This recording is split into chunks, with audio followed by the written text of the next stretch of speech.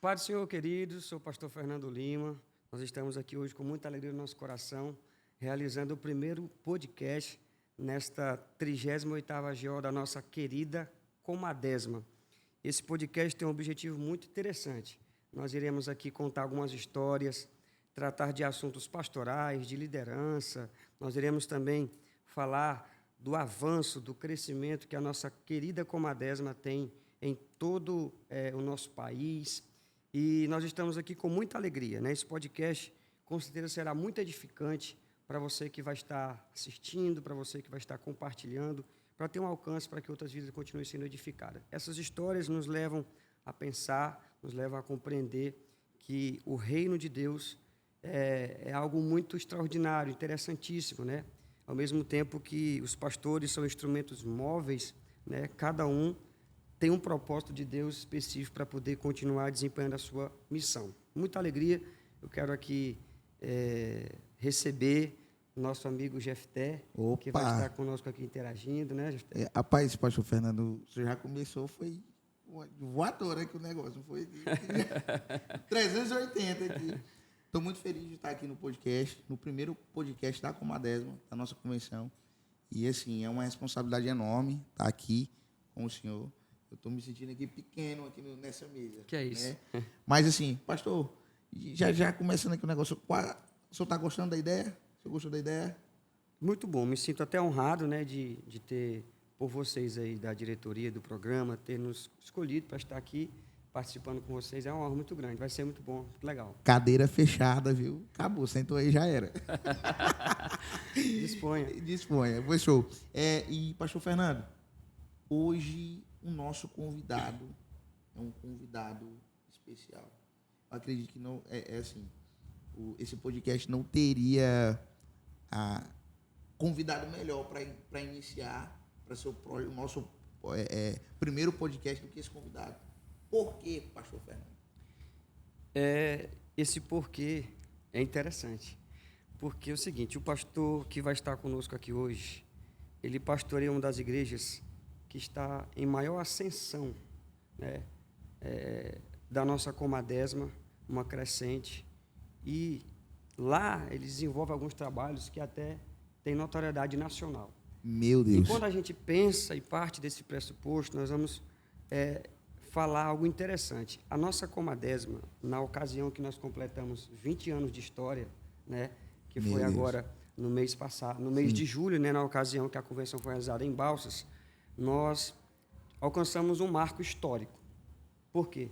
Porque hoje a Comadésima é a única convenção no Brasil que está presente em todos os estados da nossa federação, inclusive também no Distrito Federal.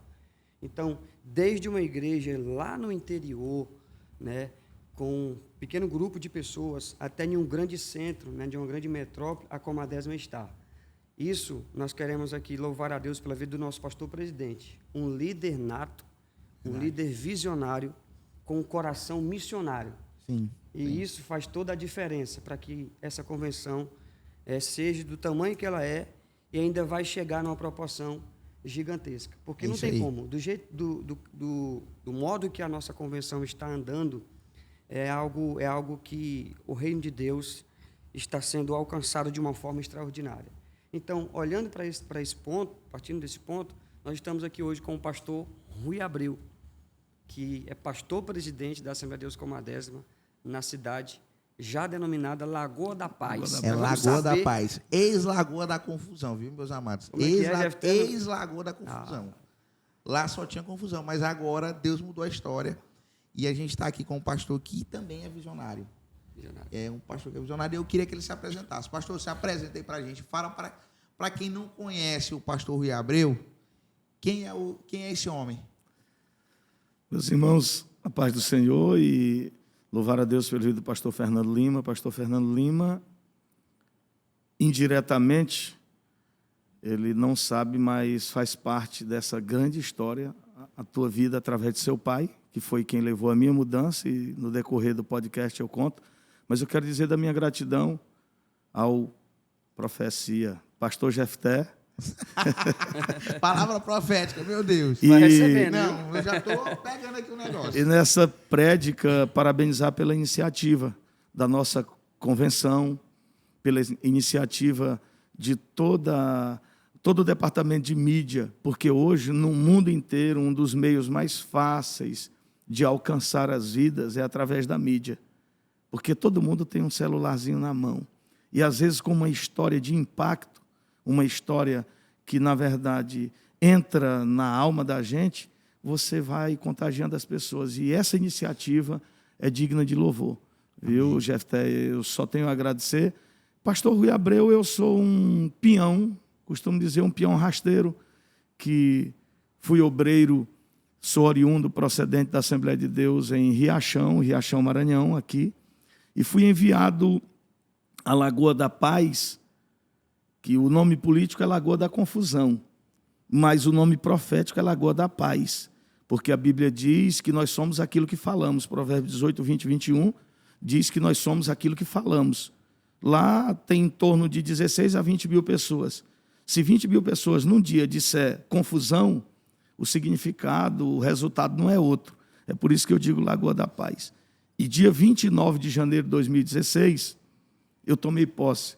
A mesa diretora da nossa convenção, toda, com exceção de 2 figuras da nossa mesa diretora, foi ali e nos deu posse através do nosso pastor-presidente, dia 29 de janeiro de 2016. Mas antes, dia 22 de janeiro de 2016, eu chegava ali com a minha mudança, no caminhão da convenção, e o pastor Edson, seu pai, passou um dia todo com a minha mudança em cima do caminhão, pois nós não tínhamos onde descer a nossa mudança. Muita chuva, e o pastor Edson me ajudou a arrumar uma casa. E quando já foi na noite, nós descarregamos a nossa mudança, e ele disse assim: pastor, mas o senhor vai ficar aqui assim? Não seria melhor? O senhor tomou outra atitude, a gente liga para o presidente, volta, toma. Diz, não, eu vim para ficar aqui. E ali nós descemos a mudança, e para a glória de Deus, pastor Fernando, Jefté, nós estamos completando, se for a vontade de Deus, dia 29 agora de janeiro, 8 anos, com uma história que, para a glória dele, tem impactado o nosso país. Nós recebemos caravanas, obreiros, de todos os lugares do Brasil, que vão lá para ver de perto a nossa história, para contemplar o que Deus tem feito naquele lugar. Muito obrigado pela oportunidade. Meu Deus. Rapaz, eu estou sentindo que vou falar que nem o Hudson falou aqui, pastor Fernando. Os olhos já estão rasos aqui, já estou querendo chorar. Já. Mal começou o podcast, já estou querendo chorar. Mas assim, pastor Rui Abreu, hoje a igreja lá tem quantos membros? Quando o senhor chegou lá, tinha quantos membros? E hoje, como é que ela está? Dia 29 de janeiro de 2016, eu tomei posse. Eu, minha esposa e meu filho, que estão aqui no sofá, acompanhando esse podcast, só nós 3. Hoje, nós contamos com mais de 500 pessoas. Então, pastor Abreu, se me permita fazer um pequeno... O senhor foi, no caso, então, abrir o trabalho. Abrir o trabalho, né? do zero. A igreja. Fundamos a igreja e hoje, 7 anos depois, completando 8, nós somos, pelo percentual da cidade, a maior igreja, a igreja que mais cresceu no Brasil hoje, pelo percentual de habitantes, é a nossa, para a glória de Deus. Que maravilha. Pastor Abreu, é perceptível ver que esse crescimento, né, ele foi fundamentado. E essa fundamentação desse crescimento fez toda a diferença. Tá? Então, assim, quando o senhor chegou na Lagoa da Paz, né, que aí o passado já ficou, né? Isso. A confusão ficou para trás. Quando o senhor chegou na Lagoa da Paz, né, como estava o seu coração? Porque assim, a gente sabe que o senhor falou que é do Riachão. Sim. Então, mesmo o pastor tendo chamado, sabe que ele é um instrumento móvel, mas a gente sabe que a gente deixa uma cidade, deixa talvez ali a família, algumas situações. E assim, como chegou o seu coração? Né? Eu fiquei curioso para saber isso, porque são quase 8 anos, como o senhor falou. Não? O senhor já chegou ali como? Como estava o seu coração, a sua família? Como vocês estavam para aquele novo desafio que seria tão gigante que quem é pastor sabe, fundar um trabalho, começar ali com o senhor, a família, seus filhos, é um desafio muito grande. Então, como estava o coração de vocês naquele momento ali?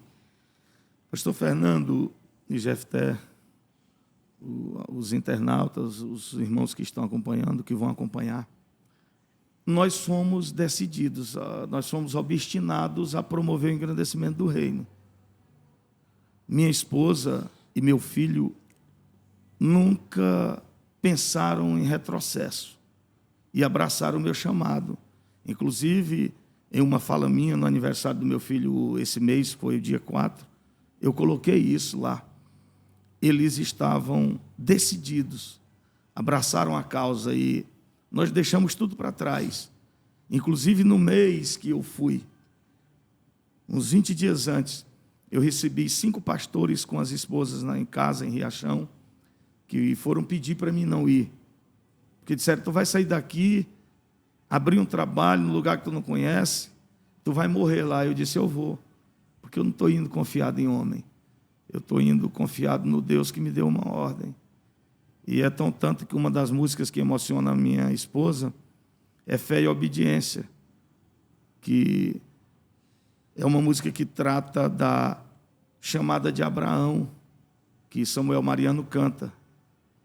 Simplesmente minha família resolveu obedecer, porque a visão foi para mim, mas conhecendo o sacerdote que tem em casa, já pensou se Sara fosse questionar? Mas Sara conhecia o Abraão que ela tinha. Porque Deus apareceu a Abraão e disse, vai. E Sara não hesitou. E minha família fez isso. Nós fomos, como eu falei para os senhores, chegamos lá.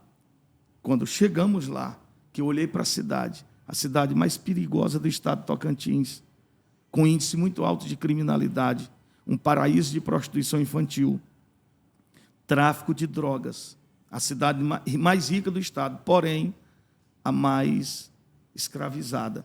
Só no ano que eu cheguei, em um mês de dezembro, assassinaram mais de 20 pessoas, uma cidade com 16 mil habitantes, com um público flutuante que chega a 16 a 20 mil. Aí o que eu pensei, como o senhor perguntou? Eu olhei para aquela cidade, igrejas que já tinham mais de 40 anos, pioneiras.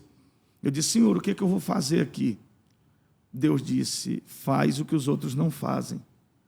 Eu chegava, Jefté, num bordel, no cabaré, na boca de fumo, me apresentava eu, minha esposa e meu filho. E dizia, eu sou um pastor, vim enviado por uma convenção e vim para mudar a história da senhora, para mudar a história desse lugar, e eu quero abençoar esse lugar. Aí a mulher dizia, mas um cabaré, pastor? Eu digo, sim. Como é que o senhor quer me abençoar? Eu digo, eu quero dirigir um culto aqui, e no final do culto eu oro por vocês. Ela dizia, feito. Que dia que o senhor vem? Eu digo, amanhã. E assim foi que nasceu a igreja. E, em vez dos traficantes se zangarem e se voltarem contra nós, pelo contrário, gerou respeito.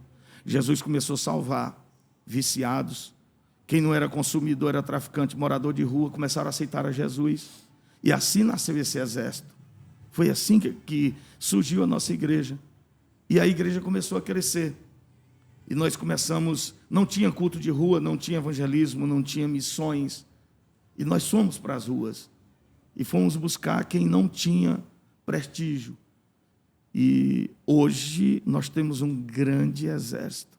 Inclusive, a maioria dos obreiros que os senhores veem na convenção vieram desse mundo, desse submundo. Hoje são homens de Deus e que estão escrevendo uma nova história do Evangelho. O Evangelho continua o mesmo, mas escrevendo uma nova história, um novo roteiro no estado do Tocantins. Nós temos projetos que estão sendo copiados no Brasil inteiro, como nós instituímos lá na Lagoa. O primeiro projeto foi o projeto dos Guerreiros da Fé, que é o círculo de oração dos homens, que começamos com mutirões. Esses homens eram chamados para o trabalho. Para o trabalho. E nós, hoje já é a 23ª casa que a gente ajuda a construir. Meu Deus. Nossa. Coisa que nem prefeito fez.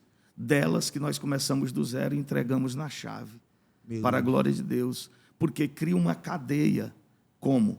Hoje eu faço a casa do Jefté, com mutirão. No mês que vem é a casa do pastor Fernando Lima. O Jefté e a família dele é obrigado a ir, porque você foi abençoado. Daqui a pouco é outro. Aí já vai Jefté, Fernando Lima e mais outros, e cria uma cadeia. E já se vão 23 casas. Pastor, eu percebo que a igreja na Lagoa da Paz é uma igreja, eu te falei sobre fundamentação, né? Quando a gente olha para o livro de Atos, capítulo 2, a partir do versículo 42, é uma igreja que nasce com um crescimento pujante, mas em pilares que não poderia deixar de estar. Fundamentada na palavra, nas orações, no partir do pão, na comunhão. Quando o senhor falou esse projeto aí de construção de casas, mutirões para abençoar a cidade, a gente olha que essa igreja de Lagoa da Paz é uma igreja muito bem fundamentada. E Sim. esses fundamentos, acredito, pastor, que tem feito esse crescimento ser tão extraordinário naquele lugar. Então é algo assim maravilhoso e admirável. Nós temos uns projetos que para muita gente é até agressivo, audacioso. Por exemplo, eu tenho o Diaconato Mirim. O Diaconato Mirim eu aproveito para discipular não só a criança, mas eu discipulo mais o adulto. Porque cada criança dessa, na maioria deles, vieram de um lar destruído, um lar fracassado, de uma família destroçada por drogas, por prostituição. E eu discipulando essa criança, o pai e a mãe, automaticamente, ele é obrigado a se converter, a mudar de vida, a consertar o caráter, a adquirir a cidadania de volta e, acima de tudo, a salvação. E a missionária Mirim, da mesma forma. Nós temos esses dois projetos e o Diaconato Mirim, eles atuam em todos os sentidos da igreja. Em todos os sentidos. Dos serviços mais simples a auxiliar nos serviços mais elevados. As missionárias e outra. Eu dou Santa Ceia para as crianças. Eu ministro Santa Ceia para as crianças. De 0 a 10 anos. E quem me ajuda na ministração da ceia para as crianças é o Diaconato Mirim e as missionárias Mirins.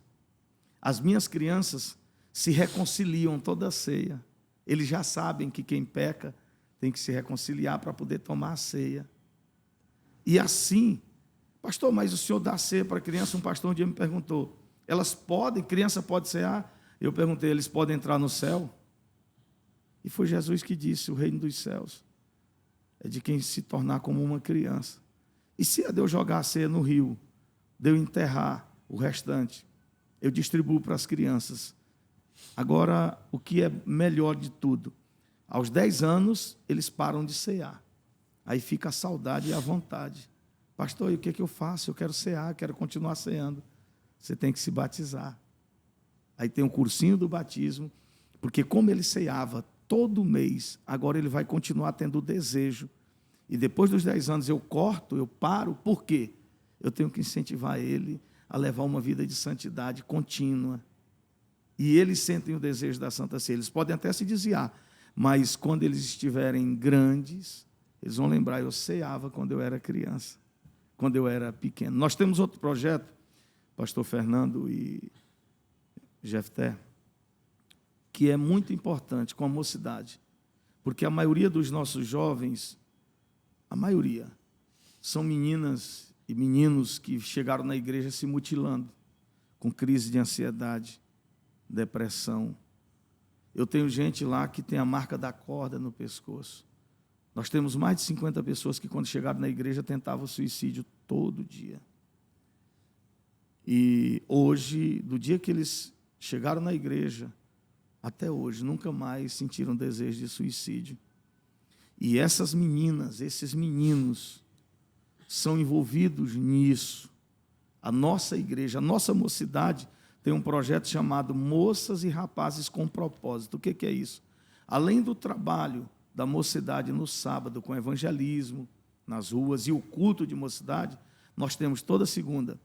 Os rapazes, eles escolhem a casa de um dos rapazes que está fraco na fé, e eles vão para lá à noite. Tem 1 hora de devocional, leitura da Bíblia, oração, cântico, palavra de pregação e comida no final. Show de bola. E as moças, enquanto os rapazes estão para uma casa de um rapaz, as moças estão na casa de outra moça. Por isso que é moças com propósito e rapazes com propósito, toda segunda-feira. E nós temos agora um projeto que nós iniciamos no início do ano que passou, no dia 21 de janeiro, nós instituímos, estabelecemos a Banda Filarmônica, Som do Céu, com mais de 50 componentes, na sua grande maioria crianças e adolescentes, que todos vieram traumatizados, alguns com feridas diferentes na alma, mas todos vieram trazendo sua dor, seu problema, e na música, na banda filarmônica, que é um sucesso hoje no município da Lagoa e em toda a região. Nós temos uma banda com 50 componentes. Pastor Gabriel, o senhor... Pode falar. Tá todo mundo querendo perguntar agora. Mas assim, 50 integrantes? 50. Um dos maestros é meu filho, o presbítero Efraim, que está aqui. Rapaz, nesses 7 anos, pastor. 7 anos. Meu Deus, é forte. Pode perguntar, pastor. É bem, senhor. Pastor, o senhor falou sobre juventude. Nós sabemos que a juventude, eu considero como a força motriz da igreja. Quando você olha para uma igreja que tem uma juventude ativa, sim, uma juventude que abraça a causa do reino, né? Com certeza essa igreja é uma igreja que ela sempre vai ter essa tendência de crescimento, de uma evolução sempre crescente. Então a nossa juventude, ela não pode ficar dispersa, ela não pode ficar sem ter o que fazer. Então, interessante o senhor falou o projeto da juventude, porque quando nós trabalhamos essa base forte na juventude, nós temos os pastores do presente, mas também vamos conservar os pastores de amanhã. As missionárias de hoje e as missionárias de amanhã. Então, eu costumo dizer nessa trajetória também de liderança que tudo que você puder fazer para investir na nossa juventude, façamos esse investimento, porque o mundo é muito atrativo. Sim, e aí, no meio desses atrativos que o mundo oferece, que o mundo oferta para a nossa juventude, se eles estiverem ocupados, com o coração no reino, trabalhando com Cristo, desenvolvendo projetos semelhantes ao que o senhor desenvolve lá, com certeza nós estamos trabalhando para uma base forte, já edificada, mas que será uma base em uma crescente continuidade firmada, né? Então... E, pastor Fernando, se a gente for pensar na nossa comodidade, se a gente for pensar no nosso sossego, na nossa paz, a gente não se envolve, a gente não se esmera, se deixa gastar, porque envolve tempo, empenho. E jovem é isso. E, como eu disse agora há pouco, a gente conversando ali fora, cada pessoa da igreja que eu dirijo tem uma história muito forte. Eu tenho a honra de ter comigo aqui, na equipe de mídia sua, Jefté, aprimorando os conhecimentos, a missionária Stephanie, que hoje é casada com o diácono Erimilton, mas era uma menina, quando chegou na igreja, a família dela, os pais separados, ela desgarrada, desiludida da vida e sofrendo com crises. E chegou ao ponto, eu citei ontem lá na hospedagem, de desistir, pastor, não dou conta mais.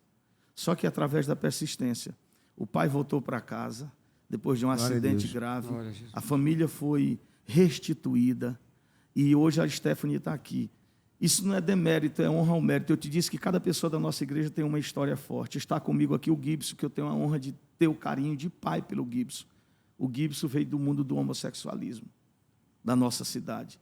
Era um rapaz que perdeu a mãe para o câncer, criado sem a presença do pai. O pai abandonou a família e veio achar a figura do pai na nossa pessoa. É por isso que eu tenho a ousadia de trazer ele aqui e apresentar para o Brasil, apresentar para o mundo, porque essa é a minha vida. Só que exige empenho. E não é fácil para você construir uma história, achar feito uma história feita. É fácil.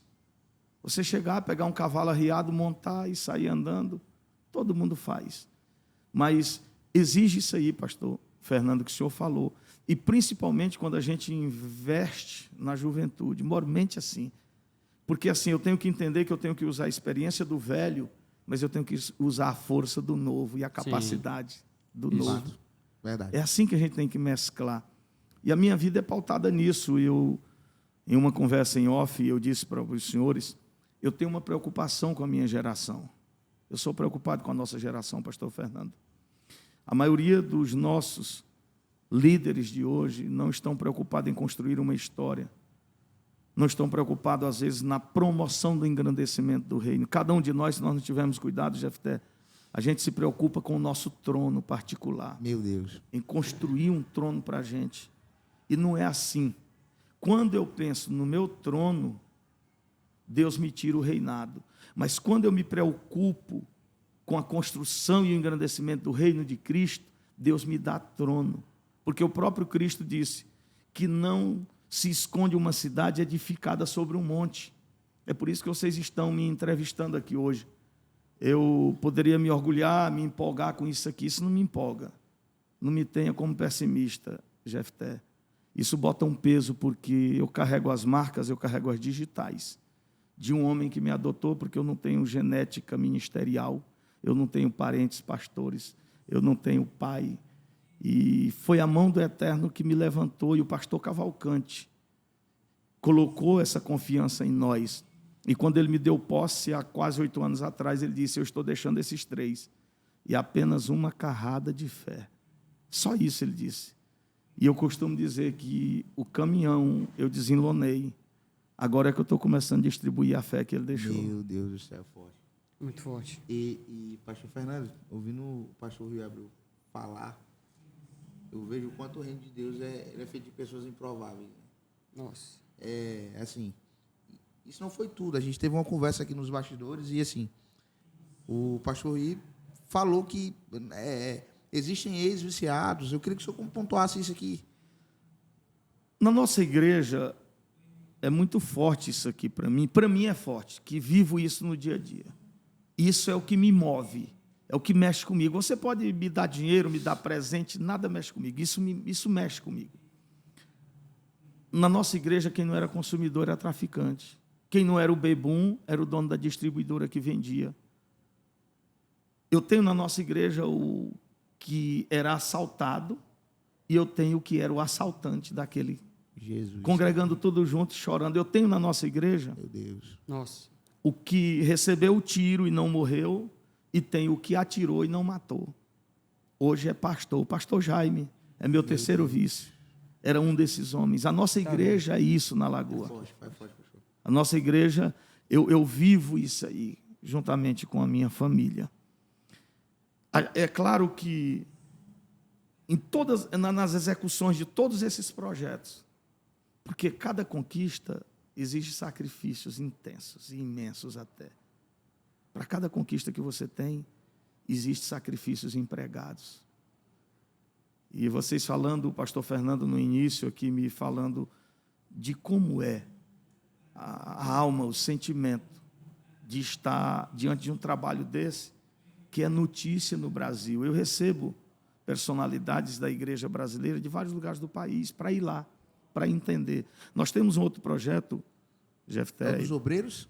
Obreiros? Eu quero saber do projeto dos obreiros, o senhor me falou.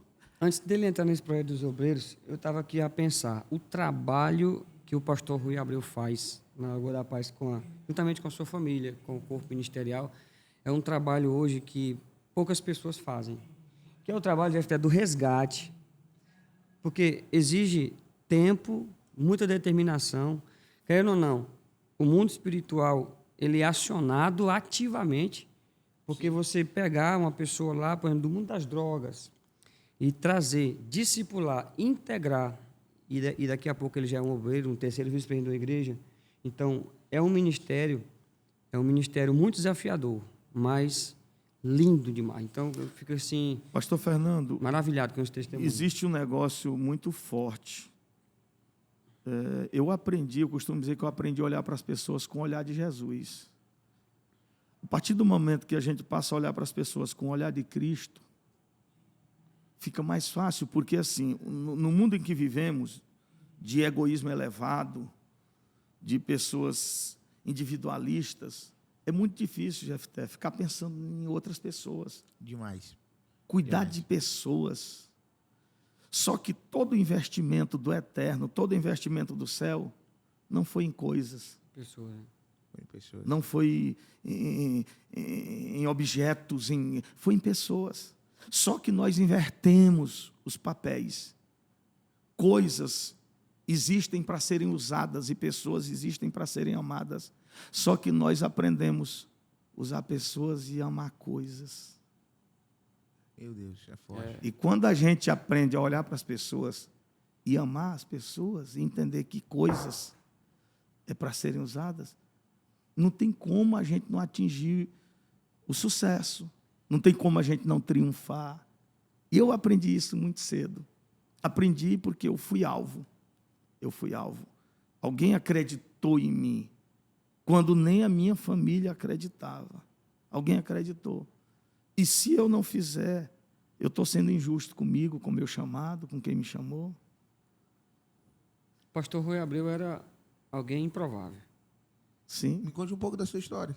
Já Falta dos obreiros. Tem que falar dos obreiros, depois eu volto aqui na história. Não deixa essa curiosidade para depois. Nós vamos estar alinhados. Aqui para os outros programas vamos estar alinhados, porque está todo mundo aqui. Os obreiros, nós temos, inclusive o pastor Ido Cavalcante, já ministrou 2 vezes, nós temos um seminário para porteiros. Seminário para porteiros. Já tinha visto isso já? Não, nunca. Porque geralmente, nem falar. Geralmente, Jefté, porteiro é aquele velhinho que não tem mais nada o que fazer, não dá conta de nada. Sim. E que coloca na portaria, e nós não. Só na nossa sede nós temos 55 porteiros. 55 porteiros.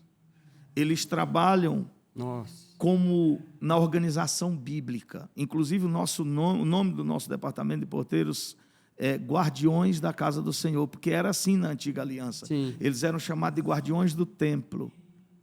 E nós instituímos, eles trabalham com organização militar. A maioria deles tem curso de vigilância armada, trabalham com armas brancas, taser de choque, e cacetete retrátil, rádio de comunicação, e cursados, mas, acima de tudo, traquejados na Bíblia. Porque, primeiro, na Antiga Aliança, para ser porteiro, tinha que ser da família de Levi. Eram chamados de guardiões do templo, eles eram da classe aristocrata, eles eram nobres da corte. E a nossa igreja ficou parada no tempo concernente a isso. E se o senhor for na nossa igreja, pastor Fernando, e o senhor vai ver, nós temos desde aquele que está lá na porta esperando o senhor parar para pegar a chave do teu carro, estacionar, e os que vão estar guardando o teu carro. Nossa. Eu sei que o tempo aqui é curto, não dá para a gente detalhar assim, mas a nossa igreja, nós temos em torno de 30 departamentos, que eles andam assim. A igreja, ela vai em um nível só. Recepção na nossa igreja é departamento. Eu gasto, no mínimo, isso é norma, no mínimo, 15 minutos do nosso culto com recepção. Meu Deus. É departamento recepção. E, na verdade, alguém disse em um grupo de pastor da Comadesma que só indo lá para sentir e perceber o que tem acontecido. É honroso para mim? É. É motivo de muita honra, só que é pesado. É pesado. Pesado por quê, pastor? Porque assim, Jefté, o vaso é de barro, ser humano não foi feito para elogio, honra e glória não é para ser humano. Era uma coisa peculiar de Deus. O ser humano não foi feito por bom nome. O pecado é que nos deu acesso a isso. É por isso que a maioria de nós, quando atinge o sucesso, cai, troca de esposa, peca, porque nós não temos familiaridade com isso. Isso não era nosso. Hoje, eu recebo, como eu falei, pessoas do Brasil inteiro para ver, para contemplar. E eu tenho tido esse cuidado, isso é pesado, isso não é bom. Não é bom. E eu tenho mais um projeto que é todo mês, a campanha da restauração. 50 horas sem tirar o joelho do chão. 50 horas ininterruptas, todo mês. Fora as outras orações que a gente já tem. Envolve toda a igreja. Toda a igreja. Oram durante essas 50 horas em torno de 400 pessoas, 300 e tantas, 400. Por quê? A gente começa na sexta, 5 da tarde, só para no domingo, 7 da noite. Só pode levantar o joelho quem está orando quando quem vai orar no horário seguinte estiver de joelho. Meu Deus. Nossa. E toda a igreja é envolvida nisso. E nós teremos agora, depois que eu chegar da convenção, já teremos uma campanha da restauração no nosso projeto de vida. Eu faço o projeto de vida todo ano. Esse ano será do dia 16 ao dia 27 de janeiro, que o tema é só 12 dias semeando fé para colher 12 meses de vitória. Então, assim, são vários projetos e a nossa igreja, hoje, chegou aonde chegou. Nós temos uma estrutura, somos notícia no Brasil, mas tudo isso é um trabalho da Comadesma, é para a honra e glória de Deus, é para o engrandecimento do reino de Deus, é aquilo que eu disse. eu tenho que ter esse cuidado. A nossa geração, ela não se preocupa em construir estradas, ela se preocupa muito. Eu sou preocupado com a minha geração por isso, em apagar o rastro de quem construiu uma estrada. Meu Deus, e andou nela. E às vezes, se eu não tiver cuidado, eu chego lá na sua igreja, eu vou gastar mais energia tentando apagar o teu rastro e o teu nome do que construindo uma estrada paralela, acendendo uma luz do lado da sua que ficou acesa. Eu tenho essa preocupação. Esse negócio de apagar rastro é perigoso. Porque é perigoso demais. Nós que somos pastores e obreiros, nós temos que ter esse relacionamento de nos alegrar com a vitória do companheiro. Isso. E quando for o dia de entristecer, entristecer. Isso é bíblico. Mas apagar rastro é perigoso, porque quem apaga rastro, ele comete pelo menos 2 graves erros. Toda pessoa que vai apagar rastro, ele precisa parar. O obreiro não pode parar. Pode não. Meu Deus. E toda pessoa que vai apagar rastro, ele tem que olhar para trás. Nós não fomos chamados nem para parar, nem para olhar para trás. Então, nós não podemos apagar rastro. Mas, infelizmente, essa geração de hoje ela tem essa tendência errada de desconstruir. E isso é muito difícil.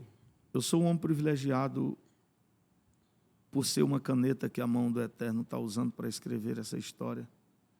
Eu, com essa igreja, como o Jefté falou, os improváveis. Nesses anos, nós temos carregado marcas na construção dessa estrada. Marcas não foi só marca na alma, no espírito, no coração, marca no físico. Marcas que hoje eu digo, Jefté, como disse Paulo, Paulo disse, eu carrego no meu corpo as marcas de Cristo. Só hoje eu entendo o que é carregar as marcas de Cristo. Na pandemia, nós somos processados 2 vezes. O pastor Fernando nos acompanhou nos grupos. Porque eu não fechei a igreja, não obedeci o decreto. Morreram mais de 40 pessoas na nossa cidade, na pequena cidade de Lagoa. Mas da nossa igreja não morreu um de Covid. Fui processado, fui condenado. Se fosse para fazer, eu faria tudo novamente. Faria do mesmo jeito, pastor? Faria tudo novamente. Uma das perguntas da promotora foi, por que o senhor veio? O senhor não fecha? Eu digo, eu vim para abrir.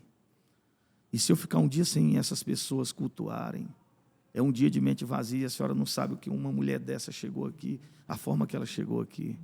Meu Deus. Tentando suicídio. Então, vencemos essa pandemia de 2 anos, fui processado. Mas a igreja só cresceu. Você pediu para me falar de mim. Quem é o pastor Rui Abreu? E caminhando já para o final, porque nós só temos alguns minutos. Mas já? Já, nós já temos só alguns minutos. O nosso cameraman já deu o já sinal. Deu o corte, já né? Já deu o sinal. Corte. Mas, pastor, fica à vontade. Mas assim... A gente parte para as considerações finais depois da fala dele, né? Sei. Pastor Rui Abreu é um homem, como eu disse, marcado. Hoje eu sou um homem marcado. Um homem de família marcado. Um pai, um avô, um esposo, mas, acima de tudo, o que norteia a minha vida, um sacerdote. Eu costumo dizer que meu ministério vale mais do que a minha vida. Existe muita gente famosa que diz que a família está acima do ministério. Não. Quem prioriza o ministério cuida da família, cuida dos filhos, porque se eu não levar meu ministério a sério, eu não levo meu casamento a sério, eu não levo meus filhos a sério. E o ministério veio antes da família. Quando Deus fez Adão, ele disse, tu vai cuidar do jardim, tu vai dar nome para bicho, tu vai cuidar das coisas, isso é ministério. Depois foi que ele disse, não é bom esse cara estar sozinho no ministério. Ele precisa de uma companheira aí que fez a mulher para Adão. A visão diferente do negócio aí, tu tá pegando, tá? Eu já peguei aqui o gancho. Tem que estar ligado. Nunca tinha olhado por essa perspectiva. Essa perspectiva é diferente. Pega que, se não pegou, não pega mais. Se não pegou, não pega mais. Mas hoje, eu sou esse homem realizado por causa do meu ministério. E uma coisa que tem na minha vida, que se não for para a glória de Deus, não me serve. Se não for para honrar o nome de Jesus, não me serve. Na Lagoa, eu tenho vivido as maiores experiências que um homem de Deus pode viver. Testemunhos que eu levaria horas para contar aqui. Minha esposa está aqui. Quando nós chegamos lá, pastor Jefté, Hudson, que conhece a nossa história, que está ali, e com certeza depois vai fazer os cortes para dar o tempo. Minha esposa, um dia, meu filho que está aqui, disse, meu carro já tinha um Classic 2014 que eu dei de oferta para cobrir a igreja, porque meu povo não tinha condição, e eu peguei um carro 2014 e dei para poder levantar o teto da igreja. Que maravilha. E esse carro estava na reserva, e eu encostei na garagem. E lá em casa podia faltar tudo, mas leite em pó não podia faltar. O Efraim muito novo. E quando foi um dia, nós fomos para o culto de pé. Quando estamos voltando, 2 homens com as famílias, pastor, nós podemos ir na sua casa conversar? E a igreja eu tinha acabado de começar a igreja. Eu disse, pode, igreja, a casa de pastor é casa de crente. Só que ela, do meu lado, disse assim, esse dinheiro que tu tem aí não é para comprar nada para crente, não. Eu tinha R$16 no bolso. Eu digo, não, tá bom. Quando nós chegamos em casa, ela entrou para fazer um suco, eu chamei meu filho, digo, meu filho, pega esses R$16, vai comprar uns refrigerantes para esses crentes aqui. E ele correu e foi comprar. Tomamos. Resumindo, que os R$16, ela disse, esses R$16 é para comprar o leite em pó, que acabou para fazer o café para o menino ir para a escola de manhã. Quando os crentes foram embora, 5 da manhã nós fomos para a oração de pé, eu e ela. Quando eu cheguei, eu deitei na cama, botei a mão aqui, fiquei olhando para o teto e escutei no corredor chacoalhando umas moedinhas na mão. Era ela. Chegou e disse, me dá aí os R$16 para me comprar o leite em pó e o cuscuz para o menino comer e ir para a escola. Eu só ri, que 16? Ela jogou aquelas moedinhas na penteadeira zangada. Eu disse, eu tinha gastado com os irmãos, com refrigerante. E o menino foi para a escola com café puro. Quando foi 10 da manhã, o telefone tocou.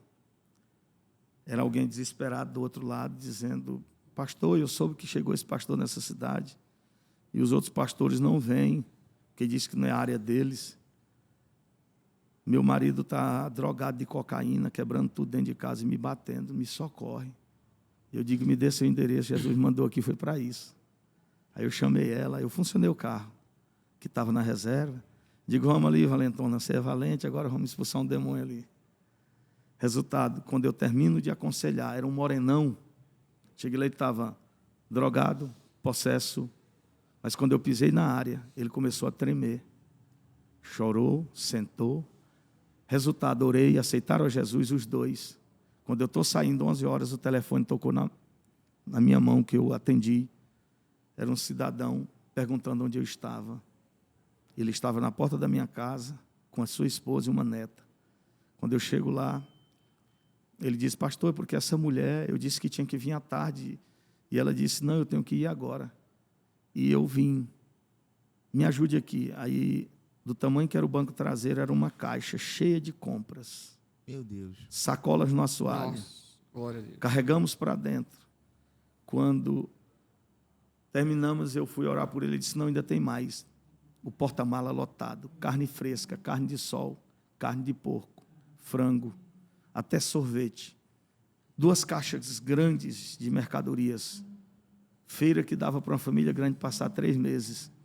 Quando nós abrimos aquelas caixas, a minha esposa estava de pé, do lado da irmã. A irmã disse assim, pastor, mas tem um negócio que me intrigou. Quando eu cheguei na seção de leite, que eu peguei as 3 caixas de leite, para botar no carrinho, uma voz disse dentro de mim, leva leite em pó. Glória a Deus. Glória a Deus. E eu não aguentei, eu disse, Senhor, mas do que eu uso é desse aqui. Leva leite em pó. E eu não aguentei, comprei um pacotão desse gigante. Aí eu virei para minha esposa, que já estava chorando, como ela está aqui. Eu digo, e aí, o que é que você vai dizer? Então, eu estou contando isso. Deus cuida, né? Para você entender que Deus tem cuidado da gente nos mínimos detalhes. Outro dia, quando nós chegamos com uma semana, as 2 fossas encheram, Jefté e pastor Fernando. Eram 2 fossas. Minha esposa é magrinha. E nós não tínhamos condições para pagar para esgotar as fossas. Ela abriu um buraco no fundo do quintal, tirou o cano da pia de dentro e lá de lavar e carregava aquela água, botava naquele buraco. 6 meses. Um dia eu não aguentei ver o sofrimento dela e o clamor, e eu liguei para o Limpa Fossa. Paraíso é em torno de 150 quilômetros, 135 a 150 de distância. O Limpa Fossa disse, amanhã nós estaremos aí. Só que eu não tinha dinheiro. E quando o caminhão chegou, ela disse, tu vai mandar esgotar? Eu digo, vou. Quanto é que tu tem? Eu digo, tenho R$40. Ela disse, eu tenho 60, dava R$100. Eles olharam as 2 fossas. Eu perguntei quanto é que é. Ele disse, é 500, mas para o senhor que é pastor, eu deixo por 400. Esgota, eu digo, esgota. Aí eu fui no beco chamar o caminhão para esgotar a fossa de trás. Aí quando eu vou saindo, o caminhão encosta, quando eu vou saindo, uma voz disse aqui dentro, vai no banco. Naquele tempo não tinha Pix. Eu pensei, Senhor, eu fui no banco à noite. Eu estava meu saldo devedor, quase R$13, mas eu vou. Fui pegar a chave do carro, ele disse, você vai para onde? Eu vou no banco. Não vai nem tomar café? Eu disse, não. No banco, naquele tempo, as pessoas ficavam à fila sacando dinheiro de manhã para levar para as lavouras. Quem estava sacando o dinheiro no caixa? Eu fiquei do lado da fila, de braço cruzado. Eu havia ganhado um homem para Jesus, que era um dos maiores raparigueiros da cidade. Irmão Toninho, que é tio da Stephanie, que está aqui, que você está discipulando aqui. Esposo da irmã do pai da irmã Stephanie. Ele estava sacando dinheiro. Quando ele terminou de sacar, ele disse, pastor, Pai do Senhor, meu pastor. Eu digo, olha, o homem está crente. É o Pai do Senhor. Ele disse, vamos Gurupi comigo? Eu falei, não, eu vou voltar agora. Mas me dá um abraço e vai com Deus. Ele saiu, me abraçou, saiu. Daqui a pouco ele bate no vidro do banco, me chamou. Eu arrudiei, cheguei lá, ele estava chorando. De que foi, irmão Toninho? Ele disse, pastor, quando eu entrei no carro, que eu funcionei, uma voz disse dentro de mim, pega o dinheiro que tu sacou e entrega para o meu filho, que ele veio só buscar esse dinheiro. Glória a Deus. Glória a Deus. Porque se tu levar para Gurupi, tu vai gastar. Eu tenho vivido isso, que eu via em livros, que eu assisti em filmes. Eu tenho vivido uma vida de milagres, porque a minha preocupação é construir o reino de Deus. Eu estou dizendo isso para o senhor entender, Jefté, pastor Fernando, o porquê que é pesado para mim, porquê que não me orgulha, porquê que não me empolga. Não. Eu não fui substituir ninguém, eu não fui tomar o lugar de ninguém. Ano passado, quebrei 3 costelas, passei 2 meses de muleta, fiz transplante de tendão, tenho 3 pinos no tornozelo, não sinto o pé esquerdo, ele é inválido. Esse ano fiz cirurgia de hérnia, 2 cirurgias nos olhos. Eu estou dizendo isso aqui hoje, porque hoje Deus mandou, vocês nunca viram dizer isso em outro lugar. Eu tenho redes sociais. É porque esse momento foi o céu que preparou. Foi um momento de Deus, pastor Fernando. Talvez Jefté pensasse que fosse mais um podcast, que fosse mais uma entrevista. Não. Eu tenho certeza que a nossa história, a história da Comadésima e a minha, que se confunde com a história da Comadésima. E esse podcast, ele vai servir para ajudar muitos companheiros que estão estacionados, que estão parados, que pararam no tempo, Amém. Que se cansaram, que as dores das marcas de Cristo foram intensas e talvez vocês não souberam lidar com isso. eu tenho certeza que o meu testemunho, ele vai servir para muitos companheiros que talvez injustiçados, que a vida talvez não proporcionou uma oportunidade de ter um pai, de ter um pistolão, um padrinho. E como você disse aqui no início, é um improvável. O que nós não podemos fazer é recuar. É desistir. E eu conto a última para me encerrar. No dia 25 de dezembro de 2017, eu fui notícia no Brasil inteiro. Todos os sites de notícias me noticiaram. Gospel Mais e outros. Naquela semana, estava fazendo perto de um ano. Aquela semana nós havíamos ganhado 32 almas para Jesus. E no dia 24, eu vim passar o Natal em Riachão. E quase 7 da manhã eu tombei um Corolla, chegando em Araguaína.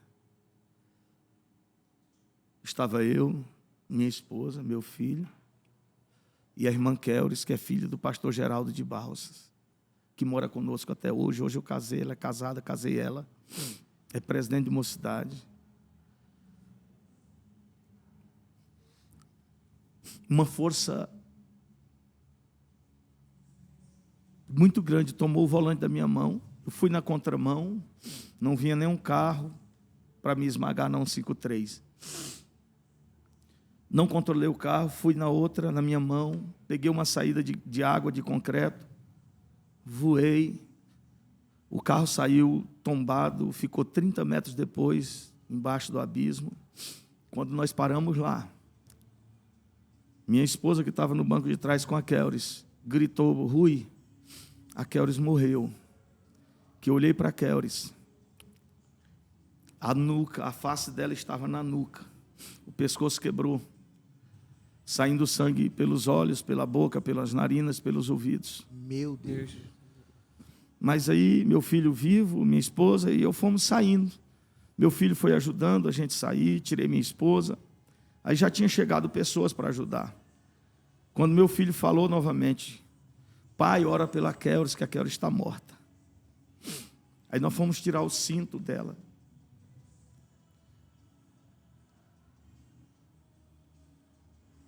E eu puxei ela para fora, mas meu filho, deitamos ela no capim. Peguei o rosto dela, coloquei do jeito certo, que o pescoço chacoalhava dentro dos ossos, fazia crawl, crawl, crawl. Segurei com a mão esquerda o rosto dela, e naquele momento passou um filme na minha mente, pastor Fernando e Jefté. Senhor, eu estou cuidando da tua obra. Eu deixei de viver a minha vida para viver a tua obra. Eu não vivo mais para mim. A vida não me serve mais. Não permita acontecer isso comigo, não. Como que eu vou entregar essa moça lá em Balsas para o pai dela, que é um ganhador de almas, é um pastor, morta? Não faz isso, não deixe isso acontecer comigo. Naquela hora, pastor Fernando e Jefté, entrou uma autoridade tão grande na minha vida. E eu gritei com toda a força da alma. Eu acho que já tinham se passado uns 15 minutos da morte dela. Não tinha pulso, a pupila do olho dilatada, ela morreu com os olhos abertos. E eu gritei, repreendi o espírito da morte, e disse: morte. Mas foi com força. Quem está falando é o servo de Deus, pastor Rui Abreu. Eu te dou uma ordem, sai. E disse: vida, espírito de vida, volta. Aí eu soltei a mão que estava segurando o rosto dela.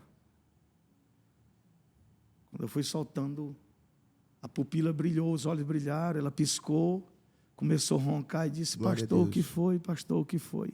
Glória a Deus. Aleluia. Eu disse, Kelly, nós sofremos um acidente. Hoje a Kelly está aqui conosco na caravana. Glória a Deus. É presidente de Mocidade. Finalizando. Esse é Rui Abreu, pastor Fernando. Essa é a minha vida. Essa é a minha história, Jefté. Eu só tenho a agradecer a Deus por ter me escolhido, por ter me chamado, por ter visto alguma coisa boa em mim. Glória a Deus. Por ter achado graça e me usar como instrumento, como ferramenta. E muito honrado, pastor Fernando, por fazer parte da Comadesma, por ser seu amigo, por ser seu colega, pastor. Glória a Deus. E hoje é um dia marcante para mim. Eu não mereço isso aqui, Jefté. Eu não sou digno. Eu sou pequeno diante do que Deus tem feito.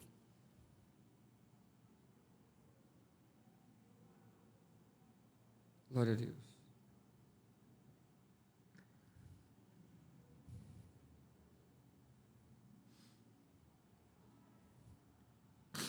Desculpa, eu só quero agradecer.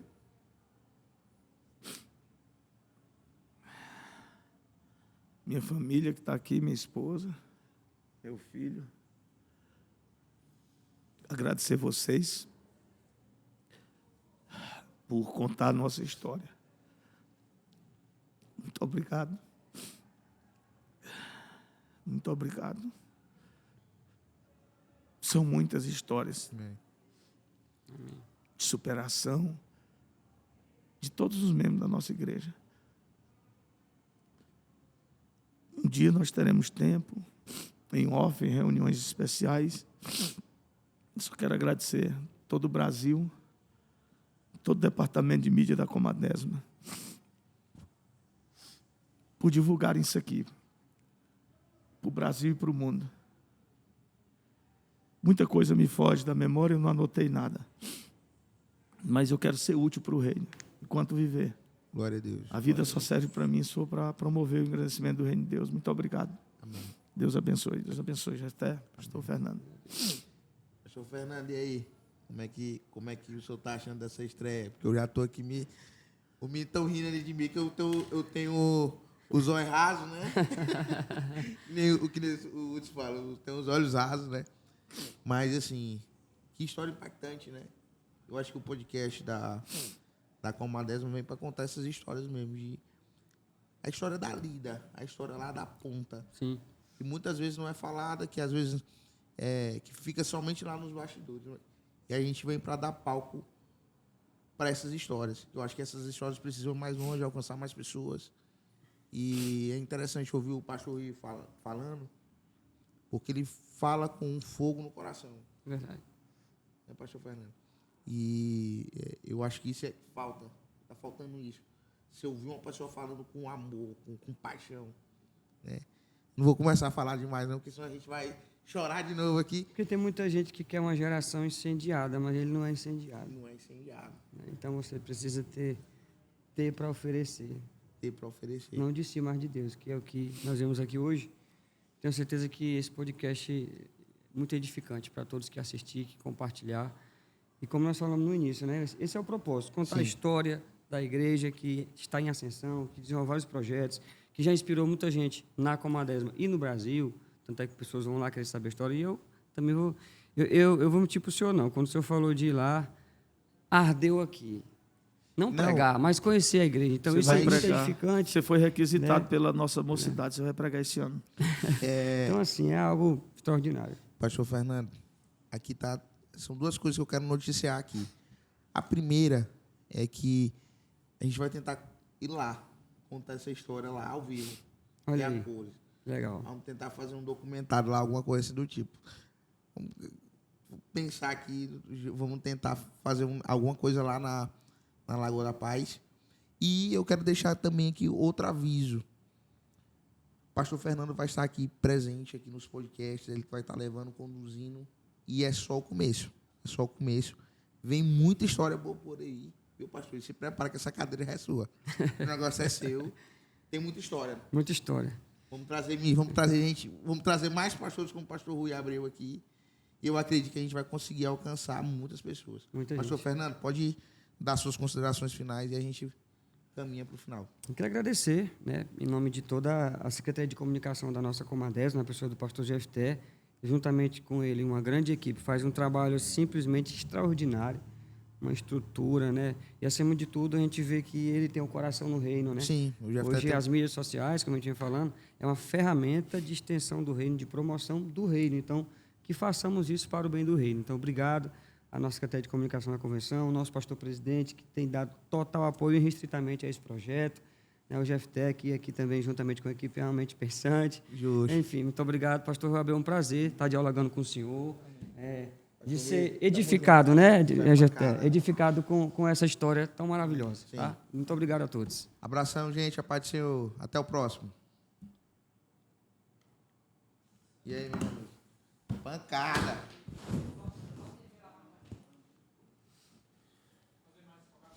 Passou mais de 5. Corta depois e compara. Vai fazendo os cortes. Né? Olha para cá.